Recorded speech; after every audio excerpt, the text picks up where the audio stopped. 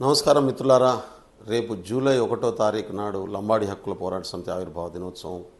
29 సంవత్సరాలు లంబాడి హక్కుల పోరాట సమితి ఆవిర్భవించి, మీకు అందరికీ తెలుసు, మా తండాలో మా రాజ్యం కావాలనే నినాదంతో మేమెంతమందిమో మాకంత వాటా, రాజ్యాధికారంలో లంబాడీల భాగస్వామ్యాన్ని, గిరిజనుల భాగస్వామ్యాన్ని జనాభా ప్రకారం కల్పించాలనే లక్ష్యంతో 29 సంవత్సరాల క్రితం ఏర్పడినటువంటి లంబాడి హక్కుల పోరాట సమితి మా తండాలో మా రాజ్యం కింద తండాలని పంచాయతీలుగా గుర్తించాలని ప్రభుత్వంతో ఎన్నో పోరాటాలు చేసింది.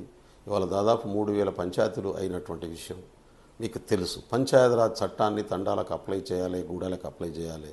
తద్వారా స్థానిక నాయకత్వం పెరుగుతుంది.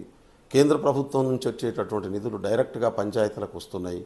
కాబట్టి అవి తండాలకు గూడాలకు రానటువంటి పరిస్థితి నుంచి వాళ్ళ వచ్చే పరిస్థితి వచ్చింది. స్థానిక నాయకత్వం పెరుగుతుంది. పోలీస్ స్టేషన్లు కావచ్చు, ఎంఆర్ఓ ఆఫీసులు కావచ్చు, గిరిజనులకు ఉన్నటువంటి సమస్యలను డైరెక్ట్గా పరిష్కరించుకోగలిగినటువంటి నాయకత్వాన్ని తయారు చేయడమే ఎజెండాగా ఆ డిమాండ్ పెట్టుకోవడం అనేది జరిగింది. ఆ డిమాండ్ పరిష్కారం అయింది. ఇప్పటికే చాలా తండాలలో నాయకత్వం పెరిగింది. స్థానికంగా సమస్యలు పరిష్కరించుకున్నటువంటి పరిస్థితి మీ అందరికీ తెలుసు.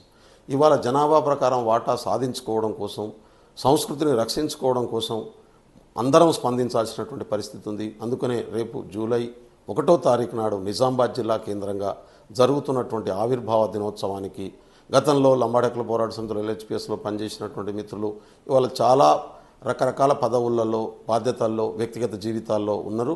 వాళ్ళందరూ కూడా ఖచ్చితంగా 1వ తారీఖు నాడు మధ్యాహ్నం 12 గంటలకు నిజామాబాద్ జిల్లా రాజీవ్ గాంధీ ఆడిటోరియంలో జరుగుతున్నటువంటి బహిరంగ సభకు హాజరు కావాల్సిందిగా, అంతకంటే ముందుగా జరుగుతున్నటువంటి ర్యాలీలో భాగస్వాములు కావాల్సిందిగా కోరుకుంటా ఉన్నాను.